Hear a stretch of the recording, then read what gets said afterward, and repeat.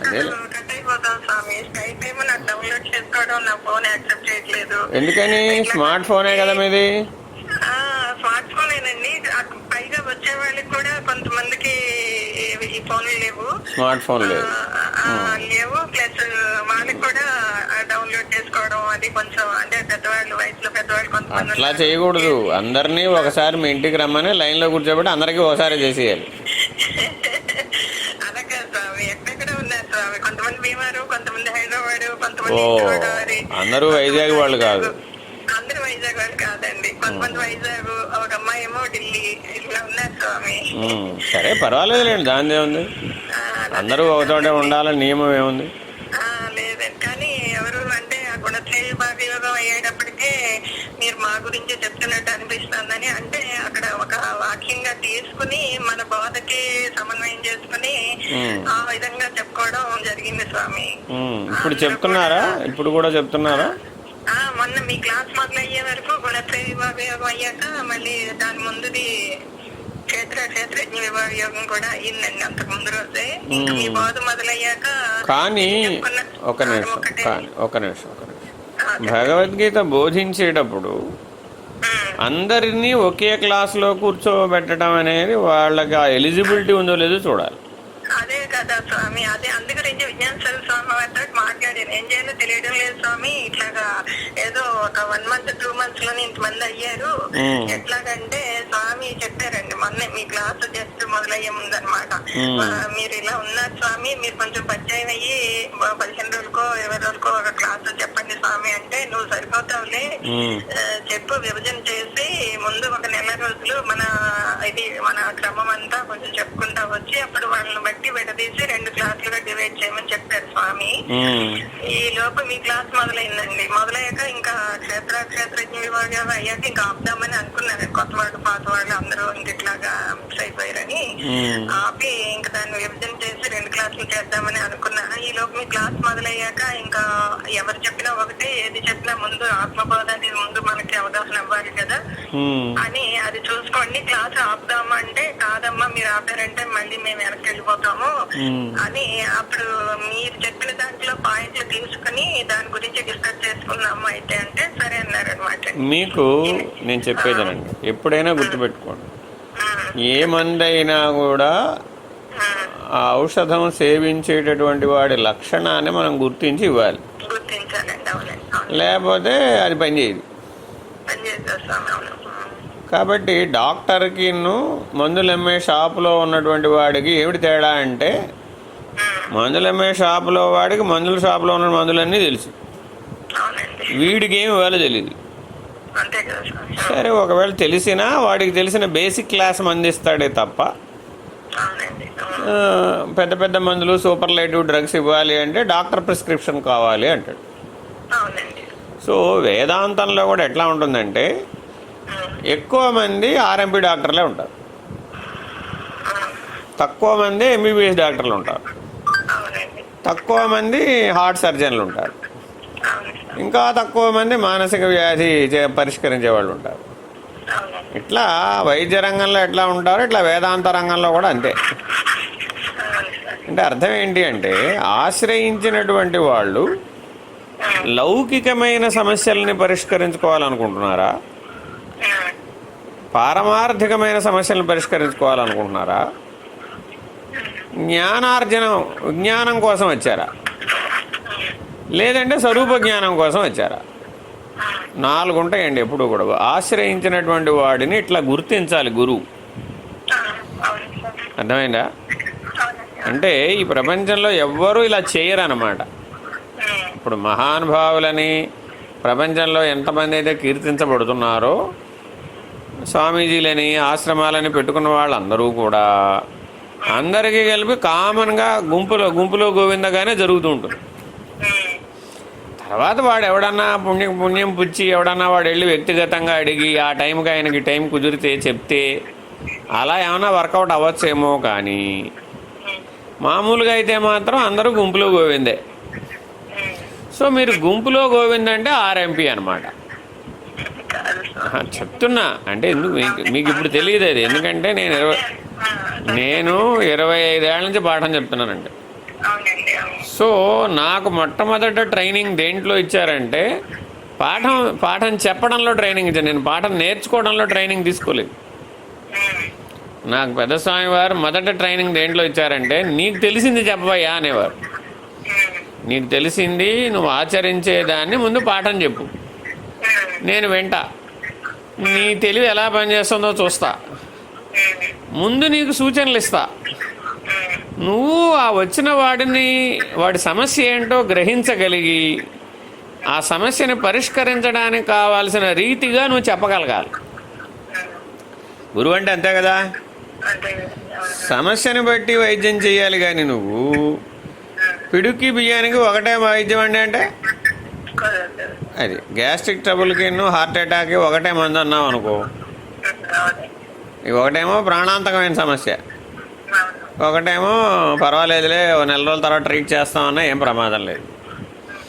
So అందుకని మన దగ్గరికి ఎవరైతే పాఠం కోసం ఆశ్రయించి వస్తారో వాళ్ళని మొదట పరీక్షించమన్నారు. అందుకని గురువు చేయవలసిన పద్ధతి ఏంటంటే ముందు పరీక్షించాలి. పరీక్షించడం అంటే ఏమిటి అంటే కాలాంతరంలో రకరకాలైనటువంటి భ్రాంతులు వచ్చినాయి అందులో. అంటే అన్ని చోట్ల గురువులు శిష్యుని పరీక్షిస్తారు. అంటే వీడు పనికొస్తాడా పనికిరాడా, శరణాగతుడు అవుతాడా అవడా, ఏ మార్గానికి సంబంధించిన వాడు అని తెలుసుకోవాలన్నమాట. దానికి ఉదాహరణ చెప్తాను. శ్రీకృష్ణుడు బలరాముడు సాందీపని మహర్షి దగ్గర బోధకి వెళ్ళారు. వెళితే అందులో బలరాముడేమో ఎంతసేపు యుద్ధ విద్యలందు ఆసక్తి కలిగి ఉన్నాడు, ఆయన ఆసక్తి అది. శ్రీకృష్ణుడికేమో జ్ఞాన మార్గంలో ఆసక్తి ఉంది, పరిపూర్ణ బోధ మీద ఆసక్తి ఉంది. కాబట్టి ఇప్పుడు ఇద్దరూ ఒకచోటే పెరిగినట్టు కనబడుతోంది. కానీ గురుకులానికి వెళ్ళిన తర్వాత ఇద్దరి యొక్క స్వభావం వేరే, ఆసక్తి వేరే. అవడానికి ఇద్దరు పిల్లలే. సరే, అందుకని సాందీపని మహర్షి ఇద్దరిని కలిపి పాఠం చెప్పలే. అర్థమైందా? సో ఇద్దరికి పాఠం చెప్పిన సాందీపని మహర్షి ఎవరి పాఠం వాడికి చెప్పాడు. మనం ఏం చేస్తున్నాం? ఇద్దరు కాదు, 20 మందిని కలిపి పాఠం చెప్తున్నాం. అవసరమైతే ఇంకో 0 పెంచి ఇప్పుడు నాలాగా ఆత్మబోధ 200 మందికి పాఠం, ఒకటే పాఠం. అప్పుడు ఏమైంది? ఇది ఆర్ఎంపీ వైద్యం అన్నమాట. ఎందుకంటే మీరు ఎక్కడైనా ఆర్ఎంపీ దగ్గరికి వెళ్ళి చూశారనుకో, వచ్చిన వాళ్ళందరికీ కామన్గా ఒక వైద్యం పెట్టుకుంటాడు. ఏంటి? బి కాంప్లెక్స్ ఇంజెక్షన్ చెయ్యి, గ్యాస్ట్రిక్ ట్రబుల్కి ఇంజెక్షన్ చెయ్యి, నొప్పులకు ఒక ఇంజెక్షన్ చెయ్యి. ఈ 3 సాధారణంగా అందరికీ ఉంటాయి. అందుకని వీక్నెస్ లేకుండా డాక్టర్ దగ్గరికి వెళ్ళడు కదా. వీక్నెస్కి బి కాంప్లెక్స్, నొప్పులని వెళ్తాడా లేదా? నొప్పులకు ఒక ఇంజెక్షను, వాడు గ్యాస్ట్రిక్ ట్రబుల్ ఏదో సమస్య ఉంటుందిగా, జ్వరమో గ్యాస్ట్రిక్ ట్రబుల్ ఇలాంటివి ఉంటాయి కదా, దగ్గు, వాటికో ఇంజెక్షను. కాబట్టి ఇప్పుడు ఏం పెట్టుకున్నాడు ప్రమాణం అంటే ఏ పేషెంట్ అన్నా రాని 3 ఇంజెక్షన్లు ఖాయం. ఇప్పుడు ఏమైంది? అప్పుడు 3 ఇంజెక్షన్కి 50 రూపాయలు, మామూలుగా మందులు రాస్తే 20 రూపాయలు. సో ఇప్పుడు ఏం చేయాలి? 3 50, 150, మందులు రాసినందుకు 20 రూపాయలు, 170 రూపాయలు. ఆ మందులు ఆయన దగ్గరే కొనిపిస్తాడుగా, కొనిపిస్తే ఏమైంది? అందులో 100 రూపాయలు. వెరసి పేషెంట్కి 250 రూపాయలు బిల్లు వచ్చేటట్టుగా చూసుకుంటాడు, లాభం వచ్చేట్టుగా చూసుకుంటాడు. అర్థమైందా? అంటే ఇప్పుడు ఆర్ఎంపీ దృష్టి దేని మీద ఉంది? అది. కాబట్టి కానీ బాగా వైద్యం చేసేవాళ్ళు కూడా ఉన్నారు అందులో, అనుభవ వైద్యం చేసేవాళ్ళు కూడా ఉన్నారు. అయితే ఏంటి? వాళ్ళకి తెలివితేటలు ఎక్కువ ఉంటాయి, ఎంబీబీఎస్ కంటే ఎక్కువ ఉంటాయి. ఇంకా ఎంబీబీఎస్ వాడు కూడా ల్యాబ్ రిపోర్ట్ లేకపోతే గుర్తుపట్టలేడు. కానీ వీళ్ళు ఎంతో కాలం నుంచి వైద్యం చేసిన అనుభవం వలన పేషెంట్ని చూడగానే వాళ్ళ సమస్య ఏంటో గుర్తుపట్టగలడు. అద్భుతమైన వైద్యం చేసేవాళ్ళు కూడా ఉండొచ్చు అందులో, తక్కువ మంది ఉంటారు. అర్థమైందా? ఇది అన్ని క్యాడర్లోనూ ఉంటుంది. సో అట్లాగే మనం మొట్టమొదట ఎప్పుడు గుర్తుపెట్టుకోవాల్సింది ఏంటంటే వాడి స్వభావం ఏమిటి, వాడి సంస్కారం ఏమిటి, వాడి గుణం ఏమిటి. ఎవరన్నా నిన్ను ఆశ్రయిస్తే మొదట నువ్వు గుర్తుపట్టవలసింది ఈ 3.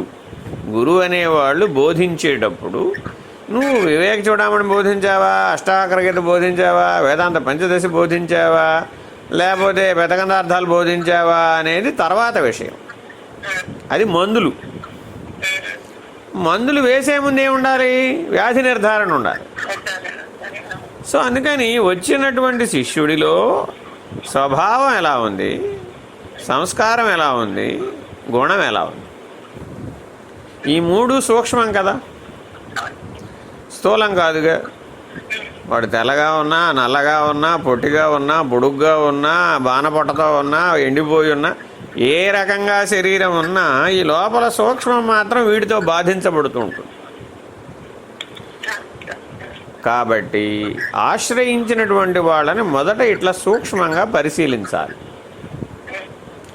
పరిశీలిస్తే అప్పుడు మనం దేన్ని, ఈ 3 వాడి బుద్ధి వికాసం ఏ స్థాయిలో ఉందన్న దాన్ని బట్టి దేన్ని పరిష్కరించాలో తెలుస్తుంది. అంటే బుద్ధి వికాసం బాగా ఉన్నవాడు ఉన్నాడు అనుకోండి, సూక్ష్మం అయినటువంటి వికాసం ఉన్నాడు అనుకోండి.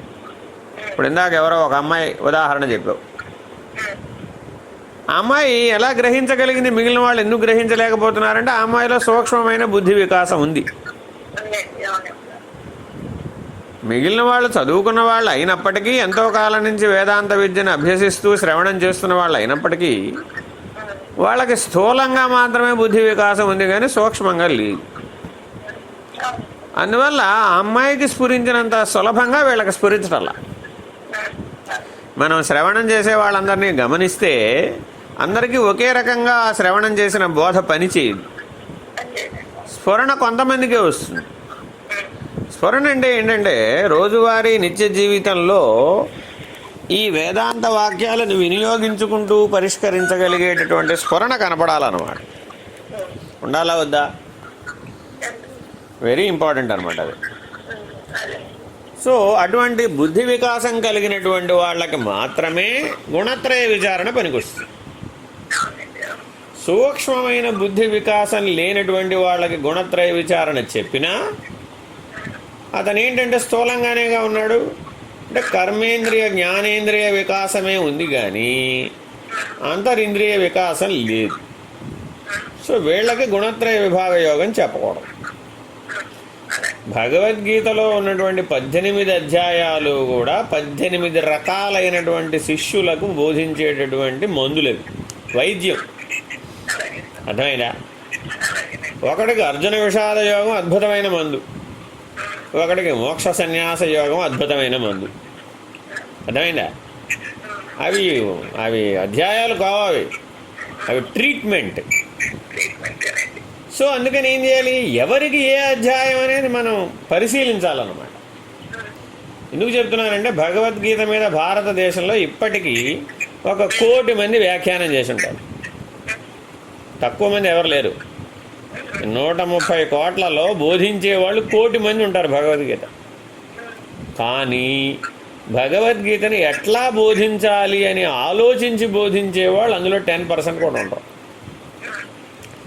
మీరు భగవద్గీత బోధిస్తే స్వామీజీ అయిపోతారు, భగవద్గీత బోధిస్తే మీరు గురువుగారు అయిపోతారు. కాబట్టి మీరు వరుస పెట్టి 18 అధ్యాయాలు పుస్తకం పెట్టుకుని చదివించేస్తారు, బోధించేస్తారు, అయిపోతుంది, ఫినిష్డ్. మీరు గురువుగారు అయిపోతారు. మీరు ఒక ఆశ్రమం కట్టుకోవచ్చు, ఆ ఆశ్రమంలో బోల్డ్ వ్యవహారాలు ఏర్పాట్లు చూసుకోవచ్చు. దరిదాపు నాకు తెలిసి 10-12 సంవత్సరాల నుంచి కేవలం భగవద్గీత బోధిస్తున్న ఆశ్రమాలు కూడా ఉన్నాయి. 12 ఏళ్ళ నుంచి వాళ్ళు ఒక శాస్త్రమే బోధిస్తారు. ఏమిటది అంటే భగవద్గీత ఒకటే బోధిస్తారు, ఇంకేం బోధించరు. ప్రజలు వచ్చేవాళ్ళు వస్తూ ఉంటారు, వినేవాళ్ళు వింటూ ఉంటారు, తెలుసుకునే వాళ్ళు తెలుసుకుంటుంటారు, వెళ్ళేవాళ్ళు వెళుతూ ఉంటారు. అక్కడ ఒక 2 సంవత్సరాలు ట్రైనింగ్ తీసుకునేటప్పటికీ వాళ్ళందరూ కూడా గురువులు అయిపోతారు. వాళ్ళందరూ కూడా ఏం చేస్తారంటే అందరికీ కామన్గా ఒక విధానం ఉంటుంది అనమాట. ఏమిటి? రోజు ఉదయాన భగవద్గీత పారాయణ చేయించడం, 2 భగవద్గీత యజ్ఞం చేయించడం. అంటే శ్లోకాలు చదువుతూ ఉంటారు, సమిధలు అందులో వేస్తూ ఉంటారు, హోమం చేస్తారు. ఆ గీతా హోమాన్ని గీతా యజ్ఞం అంటారు. హోమానికి యజ్ఞానికి భేదం తెలియదు అన్నట్టు వాళ్ళకి. సో గీతా హోమం అది యాక్చువల్గా, కానీ గీతా యజ్ఞం అనే పేరు మీద చేయిస్తారు. యాక్చువల్గా జరిగేది ఏంటంటే ఆ పైన ఒక అదేదో ఉంటుంది కదా రెడీమేడ్ హోమకొండం, ఇత్తడిదో రాగిదో తీసుకొచ్చి పెడతారు. ఈ శ్లోకాలు చదువుతూ ఉంటారు. అందులో ఈ నవధాన్యాలు, ఈ హోమ ద్రవ్యాలన్నీ వేస్తూ ఉంటారు. చుట్టూతో నలుగురు కూర్చోబెడతారు, చేయిస్తారు. అర్థమైనా? ఇది గీతా యజ్ఞం. ఇక మూడో పని ఉంది. ఈ మూడో పని ఏంటంటే ఆ గీతా పుస్తకాలు అందరికీ కూడా ప్రింట్ చేసి ఇస్తారు. అది మూడో పని. నాలుగో పని ఏంటంటే ఈ వరుసగా పూర్వం వాళ్ళ గురువు గారు చెప్పినటువంటి ఉపన్యాసాలు వగైరాలు ఉంటాయి కదా, అవి అందరికీను అధ్యాయం వారీగా 18 అధ్యాయాలకి ఆడియోలో వీడియోలో మనం రికార్డ్ చేసినట్టే వాళ్ళు చేస్తారుగా. సో ఈ ఆడియోలు వీడియోలు అందుబాటులోకి తీసుకొస్తారు వాళ్ళకి, నేర్చుకునే వాళ్ళకి. సో శ్లోకం వారీగా చదవటం, ఆ శ్లోకం వారీగా బాగా రాగయుక్తంగా పాడటం, తర్వాత తాత్పర్యం చదవటం. ఇది 4వ స్థాయి. ఇక 5వ స్థాయి ఉంటుందండి. ఈ 4 స్థాయిలు ఎవరైతే బాగా పాస్ అయిన వాళ్ళు ఉంటారో వాళ్ళకి మొత్తం నేర్చుకోవడానికి వచ్చిన వాళ్ళలో ఈ 5వ స్థాయికి వచ్చేవాళ్ళు కేవలం 5% మంది ఉంటారు. అంటే 95% మంది మొదటి 4 బ్యాచుల్లోనే ఉంటారు. చివరికి విచారణకు వస్తాడనమాట ఈ 5% వాళ్ళు కొద్దిగా తాత్పర్యాన్ని ప్రశ్నించి ఆ ప్రశ్న సమాధానంగా విచారణ చెప్తారు. నిజ జీవితం మీదకి అన్వయం చేసి చెప్తారన్నమాట. సో ఓవరాల్గా మళ్ళా గురువులు ఎవరవుతారు? ఈ చివరి 5% ఎవరైతే ఉంటారో వీళ్ళని మళ్ళీ గురువులుగా చేస్తారు. సో వీళ్ళు ఏం చేస్తారు? మళ్ళీ ప్రపంచంలో సమాజంలోకి వెళ్తారు. వెళ్ళి మళ్ళా గీతా పారాయణ యొక్క విశేషం, గీత ఫలశ్రుతి ఉంటుంది కదా, ఆ ఫలశ్రుతి గురించి బాగా చెప్తారు. అంటే అప్పుడేమైంది? సకామ్య కర్మ, అంతే కదా. భగవద్గీతలో మొదట బోధించింది ఏమిటి? నిష్కామ కర్మ, అంతే కదా. కానీ విష్ణు సహస్రనామ పారాయణం చేస్తే మీ అబ్బాయికి పెళ్ళి అవుతుంది. ఏమండి, విష్ణు సహస్రనామ పారాయణంలో మీ అబ్బాయి పెళ్ళికి సంబంధించిన ఒక మాట చూపెట్టండి. మీ అమ్మాయికి ఉద్యోగం వస్తుంది, చూపెట్టండి ఒకటి. లేదుగా. కానీ అన్నిటికీ కలిపి ప్రతి దాంట్లో ఫలశ్రుతిలో ఏముంటుంది? మీరు సంకల్పించినవి అవుతాయి అని ఉంటుంది అక్కడ. ఇష్టకామ్యార్థ ఫల సిద్ధ్యర్థం అని ఉంటుందా లేదా సంకల్పంలో? సో మీరేమనుకుంటే అది సాధిస్తారు అని మనం అర్థం చెప్తాం. ఏమైపోయింది ఇప్పుడు? ఇట్లా వేదాంత విద్య అంతా కూడా ఇలా ఐహికమైనటువంటి అంశాలలో చిక్కుకుపోయిందన్నమాట. ఇప్పుడు ఆశ్రయించిన వాళ్ళందరూ కూడా ఐహికమైన కష్టాలతో వచ్చిన వాళ్ళే, న్యాచురల్. నేను మీకు నిన్న ఎప్పుడో చెప్పాను, అధికారులు వేదాంత విద్యను అభ్యసించడానికి అధికారిత్వం ఉండాలి. అధికారులు ఎవరు అంటే ఉత్తమాధికారులు, మధ్యమాధికారులు, మందాధికారులు. ఉత్తమాధికారులకి ఏంటంటే ఇందాక నువ్వు చెప్పేవే ఆ బుద్ధి సూక్ష్మత ఉన్న వాళ్ళు ఉంటారు. వాళ్ళు చెప్పినట్టు గ్రహిస్తారు, మననం చేస్తారు, వాళ్ళకి తిరిగి ప్రశ్నలు వస్తాయి, వచ్చి గురువుని అడుగుతారు. ఆ గురువు చెప్పినటువంటి సమాధానంతో నిధిధ్యాసనం కూడా చేసి జ్ఞానం కోసమే పాఠం నేర్చుకునేవాడు అన్నమాట. వీళ్ళు స్వరూప జ్ఞానం కోసమే పాఠం నేర్చుకునేవాడు ఉత్తమాధికారులు. ఇక మధ్యమాధికారులు ఉన్నారు. ఈ మధ్యమాధికారులు ఏంటంటే వీళ్ళకి ప్రపంచము కావాలి, జ్ఞానము కావాలి. ప్రపంచంలో యొక్క సమస్య పరిష్కారం కాకపోతే వీళ్ళకి జ్ఞానం అక్కర్లా. ప్రపంచం యొక్క సమస్య పరిష్కారం అయినంత మాత్రాన పక్కవాడితో పోల్చుకుంటే జ్ఞానం లేకపోతే అట్టాకు బాధపడతాడు వీడు. అంటే వీడికి సాపేక్ష జ్ఞానం కావాలి కానీ స్వరూప జ్ఞానం అక్కర్లేదు. అంటే అర్థం ఏంటంటే ఉదాహరణకి భగవద్గీత తీసుకున్నాం అనుకోండి. భగవద్గీతలో సుమారు 770 శ్లోకాలు ఉంటాయి అటు ఇటుగా. సో ఆ శ్లోకాలని మీరు పక్కవాడితో పోల్చుకున్నప్పుడు మీకు మొత్తం భగవద్గీత 770 శ్లోకాలు వచ్చినాయి అనుకోండి. మీరు వాడికంటే బెటరేనా కదా? బెటరే కదా అని చూసుకుంటాడు అనమాట. ఇలా చూసుకుంటాడు వీడు. మధ్యమాధికారి ఎట్లా చూసుకుంటాడంటే నాకు భక్తి యోగం మొత్తం వచ్చు, ఇక్కడున్న తన చుట్టుపక్కల ఉన్న ఒక 10 మందో 20 మందో ఆ క్లాస్లో ఉన్న వాళ్ళతో పోల్చుకుంటాడు. వాళ్ళకి రాదు కాబట్టి వాళ్ళకంటే నేను బెటరే. అంటే బెటర్గా ఉంటే చాలు ఇతనికి. అవును. ఆయన ఒక 10 మందినో 20 మందినో 100 మందినో 50 మందినో 1,00,000 మందినో 1,00,00,000 మందినో పెట్టుకుంటాడు ఆయన ప్రపంచం. సో ఆయన ప్రపంచంలో ఎంతమందిని అయితే పెట్టుకున్నాడో వాళ్ళకంటే ఈయన బెటరే అనిపించుకుంటే చాలు. అర్థమైనా నీకు ఇప్పుడు? అర్థమైంది. వీళ్ళెవరు? మధ్యమాధికారులు. సో వీడు ఎప్పుడు ఎవరితో పోల్చుకుంటాడు అంటే మనసులో జరుగుతుంది ఇదంతా, బయటికి తెలియదు ఎవరికి. వాడిని గమనించాలన్నమాట. 10 మందితో కలిసి గ్రూప్ యాక్టివిటీ చేసేటప్పుడు కనబడిపోతాయి ఇవన్నీ. ఇప్పుడు మీరు అందరూ గురు పౌర్ణమికో మాఘ పౌర్ణమికో అందరు వస్తారమ్మా. మీరంతా మిమ్మల్ని అందరినీ కామన్గా కూర్చోబెట్టి పాఠం చెప్తూ ఉంటాం. అందరూ శిలాప్రతిమలల్లే వింటారా లేదా? ఏకాగ్రంగా అద్భుతంగా విన్నారని అనిపిస్తుంది. ఆ విన్నది డైజెస్ట్ అయిందో లేదో ఎప్పుడు తెలుస్తుంది? అట్లా అక్కర్లా. పాఠం అయిపోయిన తర్వాత మిమ్మల్ని విరామం ఇస్తారు కదా, ఆ విరామం ఇవ్వగానే మీ స్వభావాలతో మీరు బయటకు వచ్చేస్తారు. అర్థమైందా? మీ స్వభావాన్ని మీరు దాచుకోలేరు. అప్పుడు మీరు గమనిస్తే మీ అందరికీ విరామం ఇచ్చినప్పుడు మేము కదలం, మేము అక్కడే కూర్చొని చూస్తూ ఉంటాం. ఏం చూస్తున్నాం? ఒక్కొక్కరిని విడివిడిగా మీరు స్వరూప జ్ఞాన పాఠం విని బయటికి రాగానే మీరు ఏ గుణంతో ప్రవర్తిస్తున్నారు, ఏ సంస్కారంతో ప్రవర్తిస్తున్నారు, ఏ వాసనాబలం పనిచేస్తుంది, ఏ రకమైనటువంటి ప్రభావానికి మీరు లోనై వ్యవహరిస్తున్నారో గమనిస్తాం. ఇప్పుడు అది మీ ఆంతరికం కదా, మీకు తెలియదు. మీరు వ్యవహరించేవాడికి వాడు ఆంతరికాన్ని వాడు గుర్తుపట్టలేడు, ఆ వికాసం లేదుగా వాడికి. సో ఇప్పుడు సాక్షిగా చూడగలిగే సామర్థ్యం ఉన్నవాడు ఏం చేశాడు? ఇప్పుడు ఇట్లా చూస్తాడు. ఇట్లా చూసేటప్పటికి ఏమైపోయింది? ఒక్కొక్కళ్ళు వాడి అంతరంగం ఏమిటో వీడికి అర్థమైపోయిందా లేదా? కాసేపు అయినాక ఒక్కొక్కళ్ళకి ఇండివిజువల్ ఇంటర్వ్యూ ఇస్తాడు.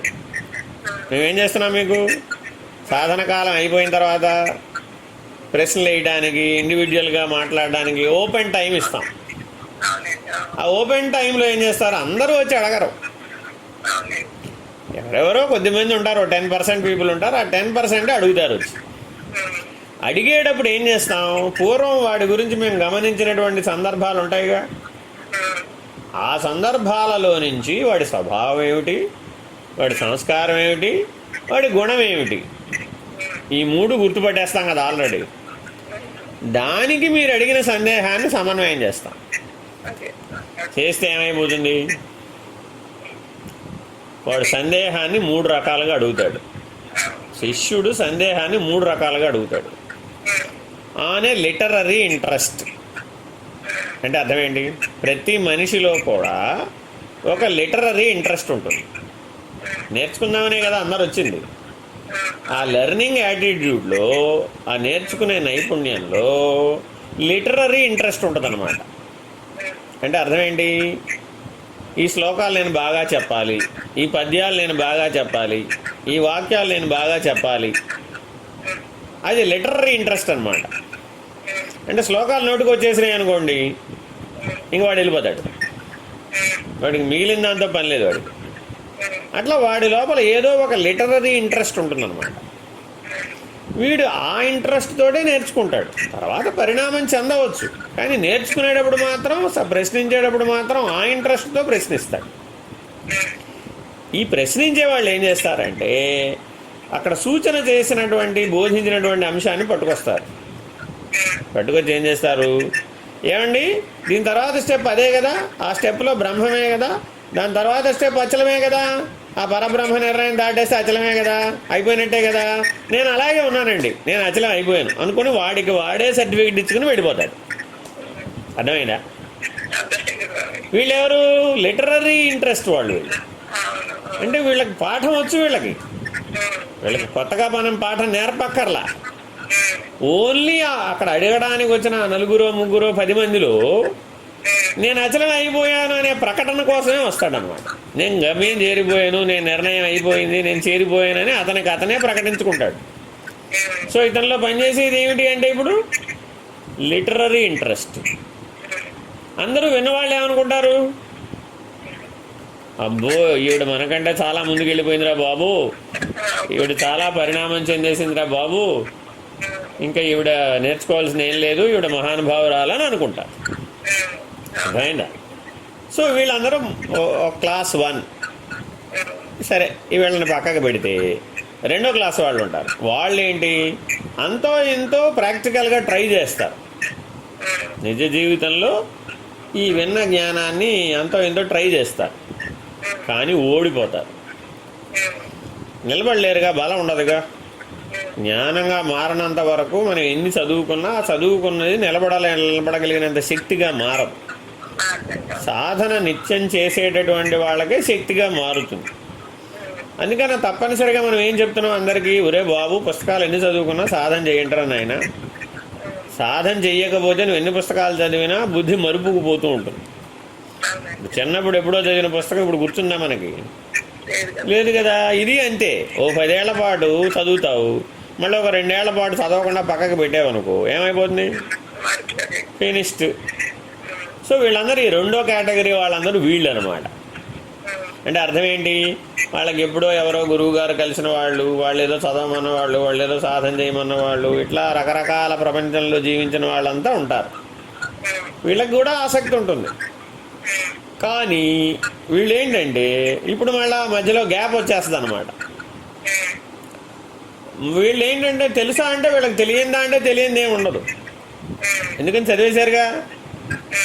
పూర్వం అనేక పీఠాల్లో అనేక ఆశ్రమాల్లో తిరిగిన వాళ్ళు, అనేక సాంప్రదాయాలు ఉపన్యాసాలు విన్నవాళ్ళు, వీళ్ళందరికీ ఏమని తెలుస్తాయి? మనం ఏం చెప్పినా వాడికి బుద్ధికి తెలిసినట్టే తోస్తుంది, కానీ చెయ్యబోతే రాదు. సో ప్రాక్టికల్గా ఫెయిల్ అయిపోతుంటాడు అనమాట. సో వీళ్ళు వచ్చి ఏం చెప్తారు, ఏమంటే మీరు చెప్పిందంతా నాకు బాగా తెలుసండి, నేను ఇప్పటికి 20 మంది గురువుల దగ్గరికి వెళ్ళాను, బాగా నేర్చుకున్నాను, వాళ్ళు చెప్పిందంతా అన్ని పుస్తకాలు కూడా చదివాను, మా గురువుగారు అప్పుడు బాగా చెప్పారు, అవే చెప్తున్నారు మీరు కూడా, అంతా బాగానే ఉంది, కానీ చెయ్యబోతే మాత్రం రావట్లేదండి, అలా ఉండలేకపోతున్నామండి అంటారు. ఇప్పుడు వీళ్ళెవరు? క్లాస్ 2. సో వీళ్ళకి మీరు చేయగలిగింది ఏమిటంటే, వీళ్ళకి మీరు సాధనే చెప్పాలి, పుస్తకం చెప్తే కుదరదు. సో నువ్వేం చేయాలి, ఇప్పుడు వాడికి యమనియమాల దగ్గర నుంచి మొదలుపెట్టి, ఒరే బాబు నువ్వేం చేస్తున్నావో చెప్పు అని వాడి జీవన విధానం డైలీ రొటీన్ తెలుసుకుని ఆ డైలీ రొటీన్ని మార్పులు చేయాలి తగినట్లుగా. సో వాడి గుణధర్మం మనకు అర్థమైపోయింది. ఇప్పుడు సందర్భం వచ్చినప్పుడు పారిపోతాడు, విషయము సందర్భము వచ్చినప్పుడు ఏం చేస్తున్నాడు? పలాయనవాదం. అదే అర్జున విషాద యోగం. సందర్భం వచ్చినప్పుడు ఏం చేశాడు? ఇప్పుడు పారిపోయాడు, నీ యుద్ధం నేను అన్నాడు. సో వీడు కూడా ఏం చేశాడు? ఇప్పుడు ఆయన దగ్గర అస్త్రాలు లేవా, శస్త్రాలు లేవా? అన్నీ ఉన్నాయి. ఇప్పుడు వీళ్ళు శాస్త్రాలు నేర్చుకోలేదా? నేర్చుకున్నారు. గురువుల దగ్గరికి వెళ్ళలేదా? వెళ్ళారు. శరణాగతులు అయ్యారా? అయినట్టు నటించారు. వాస్తవానికి శరణాగతులు అవ్వాలి. అయ్యి ఉంటే అక్కడే తరించేవాడుగా. సో శరణాగతులు అవ్వకపోవడం వలన వాళ్ళలో జ్ఞానోదయం అవ్వలేదు. నేను నేర్చుకున్నాను, నేను చదివాను, నేనే తెలుసుకున్నాను, నేను ఇంత కష్టపడ్డాను అంత కష్టపడ్డాను అన్నవాడు ఉండిపోయాడు. పైగా వాడు ఏమని చెప్తాడు? నేను 30 ఏళ్ళ నుంచి నేర్చుకున్నాను, నేను 30 పీఠాలకు వెళ్ళాను, 30 మంది దగ్గరికి వెళ్ళాను. ఇలా ఉంటుంది అనమాట వాళ్ళలో. ఈ అహం బలపడిపోయేటప్పటికి ఏం చేయాలి మరి ఇప్పుడు వాడిని? ఒరే బాబు నువ్వు పోస్ట్ గ్రాడ్యుయేషన్ చదివానని అని చెప్పినా సాధన అనే క్లాసులో నువ్వు ఎల్కేజీ నువ్వు you start from again LKG అని బేసిక్ లెవెల్ సాధన చతుష్టయ సంపత్తికి సంబంధించిన సాధనా పద్ధతిని చెప్తా. విచారణా పద్ధతి చెప్పకూడదు. విచారణా పద్ధతి చెప్పావనుకో నాకు తెలుసు అంటాడు. అందుకని విచారణా పద్ధతి చెప్పకూడదు. కాబట్టి జాగ్రత్తగా గుర్తుపట్టాలి వీళ్ళని, లేకపోతే మనం పొరపాటు పడతాం అన్నమాట. పొరపాటు పడి వీడు ఉత్తీర్ణ అయిపోవడానికి సర్టిఫికేట్ కూడా ఇచ్చేయచ్చు. ఎందుకంటే నువ్వు ఏ పాఠం చెప్పినా వాడు స్పందిస్తాడు. నువ్వు ఎంత పెద్ద చివరి స్థాయి పాఠాలు చెప్పినా కూడా టకటకా స్పందిస్తాడు. స్పందించినంత మాత్రాన వాడు పరిణామం చెంది పరిపూర్ణుడు అయిపోయాడని సర్టిఫికేట్ ఇచ్చి తొందరపాటు కూడదు. ఎందుకంటే సరైన సందర్భం వచ్చినప్పుడు నేను ఓడిపోతున్నానండి అని వాడే చెప్తాడు. మరి ఇప్పుడు అట్లయితే మరి ఇప్పుడు వాడికి పూర్వం పరమాత్మను పురుషోత్తముడని ఎట్లా బిరుదిస్తాం? కానీ వాడు స్పందించే తీరు చూస్తే అలాగే కనబడదు. వాడి వేష భాషలు అర్థమైందా? అంతా విభూతి రేఖలు, స్ఫటికమాలలు, రుద్రాక్షమాలలు, తులసిమాలలు, ఇట్లా ఆడవాళ్ళు అయితే ఆడవాళ్ళ పద్ధతిలో ఇలా తయారై ఉంటారన్నమాట. వాడు ఆహార విహారములు, ఆహార్యము అంతా కూడాను తరించినటువంటి వాడిని నటించినట్లుగా కనబడు. కానీ యథార్థ జీవితంలో వాడు నిలబడలేడు అన్నమాట. అంటే కర్మచక్రంలో నుంచి వాడు బయటపడలే. సో ఇలాంటి వాళ్ళు ఉంటారన్నమాట. వీళ్ళని గుర్తుపట్టాలి. వీళ్ళకి చెప్పే పాఠం ఏంటి ఇప్పుడు అంటే సాధన పాఠం చెప్పాలి. ఏం చెప్పాలి? నువ్వు బ్రహ్మ ముహూర్తానికి తెల్లవారుజామున 4 గంటలకు లే. వాడు లేవడు జీవితంలో, అర్థమైందా? నువ్వు లే అనగానే అబ్బో నా వల్ల కాదండి అంటాడు. అంటే కష్టతరంగా, వాడికి చాలా కష్టతరం అన్నమాట సాధన చేయడం. ఒళ్ళు అంచాలంటే కుదరదు వాడికి. సుఖంగా బతికేయమని చెప్తే హాయిగా బతికేస్తాడు. చిలక పలుకుల్లాగా అన్ని పాఠాలు చెప్తాడు. అర్థమైందా మీకు ఇప్పుడు? సో వాడిని ఏం చేయాలి ఇప్పుడు? వంచాలంటే జాగ్రత్తగా వాడి అంతరంగాన్ని గుర్తెరిగి ఇప్పుడు వాడి స్వభావ దోషం వాడికే తెలిసేట్టు చేయాలి. అప్పుడు సాధనలో చెప్పేది ఇట్లా చెప్పాలన్నమాట వాడికి. అర్థమైందా? చెబితే వాడు ఏం చేస్తాడు? నెగేట్ చేస్తాడు అనమాట తెలివితేటలతో. ఏముందండి తెల్లారుజాము 4ంటికి చేసేయండి, 8ంటికి చేసేయండి అంటాడు.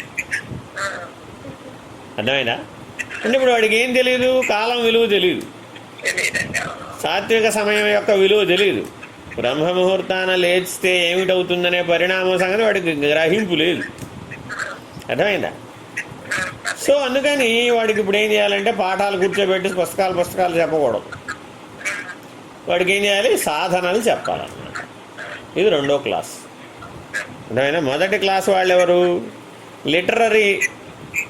లిటరరీ ఇంట్రెస్ట్ ఉన్నవాళ్ళు. వీళ్ళకి ఏం చేయాలంటే బండెడు పుస్తకాలు ఇచ్చి పంపించేయాలి అంతే. వీళ్ళకేం పాఠం చెప్పకూడదమ్మా. వాళ్ళకేంటి? పుస్తకాలు ఎన్ని ఎక్కువ పుస్తకాలు చదివాడు అన్నదే వాడి ఫీలింగ్. సో అందుకని ఏం చేయాలి? వచ్చిన వీళ్ళకి ఇదిగో ఇది ఈ పుస్తకం చదివావా, నువ్వు చదవలేదా, ఇదిగో ఈ పుస్తకం పట్టుకెళ్ళు అని వచ్చినప్పుడల్లా ఓ పుస్తకం ఇచ్చి పంపించాలి. ఏమైపోతున్నప్పుడు వాడు సంతృప్తి చెందిపోతాడు. మీరు పోయినసారి ఇచ్చిన పుస్తకంలోనండి ఆహా భలే ఉందండి, బాగా రాశారండి, అన్ని బాగా సర్టిఫికేట్లు ఇస్తాడు అనమాట వీడు. సో ప్రయోజనం ఏమిటంటే వీడి వల్ల మనకేం ప్రయోజనం? వీడి స్వరూప జ్ఞానాన్ని భయంకరాడు. సో ఈ 2వ క్లాసు వాడు కూడా వీడు సాధనలకు పనికొస్తాడు కానీ స్ట్రైట్గా స్వరూప జ్ఞానాన్ని పనికిరాడు. సో వీడికి అర్జున విషాద యోగం, కర్మయోగాన్ని అనుసరించి చెప్పాలన్నమాట వీడికి. అయిపోయింది. ఇక 3వ క్లాసు వాళ్ళు ఉంటారు. వీళ్ళు ఏంటంటే అంతో ఇంతో చదువుకున్న వాళ్ళు, అంతో ఇంతో పరిజ్ఞానం ఉన్నవాళ్ళు, అంతో ఇంతో సత్వగుణం, శాంతంగా ఉండే బ్యాచ్ ఉంటారన్నమాట. వీళ్ళు చెప్పింది వింటారు, చేయమన్న సాధన చేస్తారు, చదవమన్నది చదువుతారు. ఈ 3 లక్షణాలు ఉంటాయి. కానీ అధిగమించలేరు. అంటే అంతరంగంలో ఉన్న రజోగుణ తమో గుణాలను అధిగమించలేరు. కానీ బయటికి మాత్రం ఎలా ఉంటారు? సత్వగుణం అంటే సమస్య రాగద్వేషాలు వచ్చినప్పుడు చూడాలి వాడిని. అది రానంత వరకు వాడు పరమశాంత స్వభావుడే. సందర్భం రానంత వరకు త్యాగపురుషుడే. సందర్భం వచ్చినప్పుడు మాత్రం స్వార్థపరుడు. అర్థమైందా? అంటే అర్థమేంటి? ఇప్పుడు సమస్య వచ్చినప్పుడు మాత్రం పారిపోతాడు, సమస్య రానంతసేపు మాత్రం వీరుడే. అంటే ఉత్తర కుమారుడు బ్యాచ్ అనమాట. భారతంలో ఉత్తర కుమారుడు ఉన్నాడండి. ఉత్తర కుమారుడు యొక్క కెపాసిటీ ఎంతయ్యా అంటే మహావీరుడు, కానీ యుద్ధం చేయడు. గొప్ప సారథి, కానీ యుద్ధంలో మాత్రం సారథ్యం చేయడు. సమస్య వచ్చినప్పుడు మాత్రం నిలబడ్డు. అన్ని విద్యలు వచ్చు. ఏం చేసుకున్నాం? ఆయన కదిలిస్తే ప్రగల్భాలు చెప్తాడు. ఎందుకని? ఆయనకి ఆ శక్తి ఉంది. కానీ నిజ జీవితంలో వాడకపోతే ఏం చేద్దాం? కాబట్టి వీళ్ళందరూ ఎటువంటి ఈ 3వ క్లాసు వాళ్ళు ఎటువంటి వాళ్ళు, పక్కవాడికి చెప్పేటప్పుడు మాత్రం ఎన్నైనా చెప్తాడు. నా శక్తి అంతా ఇంత, నేను అది చదివాను ఇది చదివాను అన్ని సాధనలు ఇన్ని సాధనలు ఇట్లా అన్నీ చెప్తాడు. కానీ but he's failed in his natural life. సహజమైన జీవనంలో వాడు ఫెయిల్ అయిపోతాడు. ఎలా తెలుసుకోవాలి మరి వీడిని?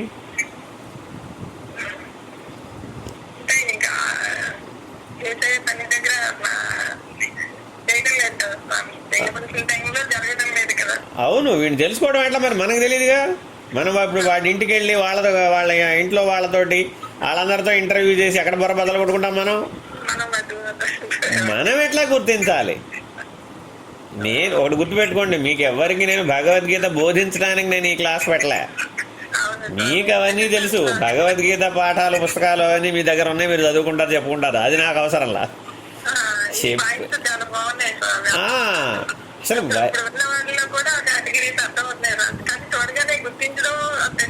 అది మనం ఎప్పుడు గుర్తుపెట్టుకో, బోధించడంలో మనకు అనుభవం పెరిగే కొద్దీ చూడగానే తెలిసిపోతుంది మనం.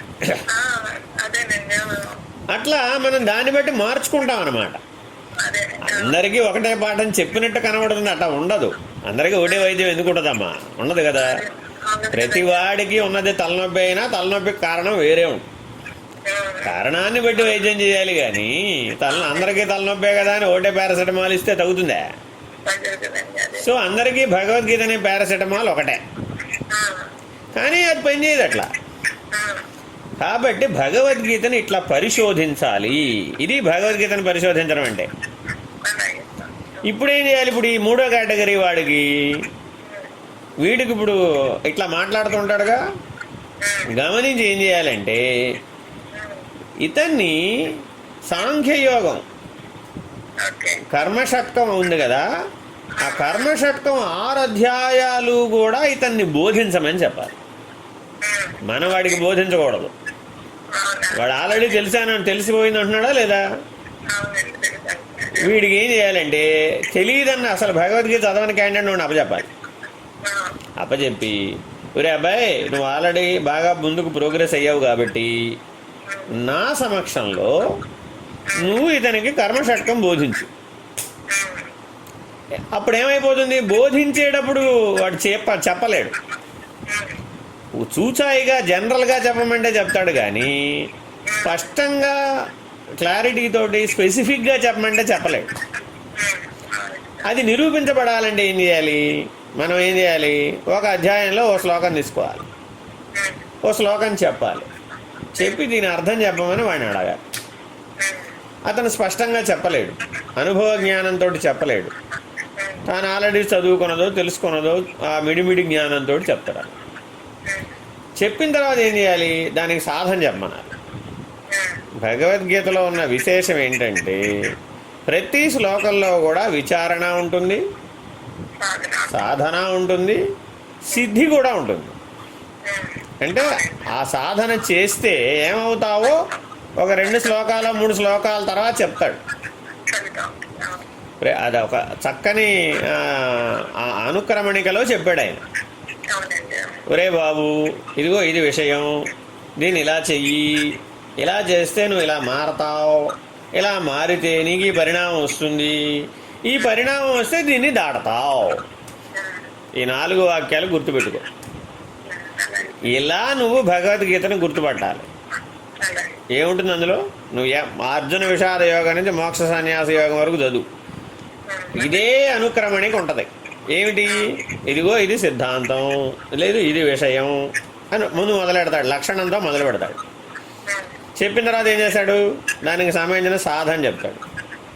ఈ లక్షణాన్ని ఇదిగో ఇలా సాధన చెయ్యాలి చెప్తాడు. కొద్దిగా అవతలకు వెళితే 3వ శ్లోకంలోకో 4వ శ్లోకంలోకో తర్వాత వెళ్ళేటప్పటికి ఇదిగో ఈ సాధన చేస్తే ఇదిగో ఈ దశ వస్తుంది, ఈ సిద్ధి దశ వస్తుంది, నువ్వు ఇలాగా పరిణమిస్తావు అని చెప్తాడు.